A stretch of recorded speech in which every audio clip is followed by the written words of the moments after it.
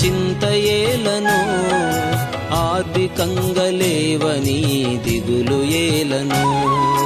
అడుగు వాటి కంటే, ఊహించు వాటి కంటే అధికముగా ఇచ్చు యేసు దేవుడుండగా, అడుగు వాటి కంటే, ఊహించు వాటి కంటే అధికముగా ఇచ్చు యేసు దేవుడుండగా, చింత దిగులు మాని యేసు ప్రభుని స్తుతించు, చింత దిగులు మాని యేసు ప్రభుని కీర్తించు, చింత దిగులు మాని యేసు ప్రభుని స్తుతించు, చింత దిగులు మాని యేసు ప్రభుని కీర్తించు.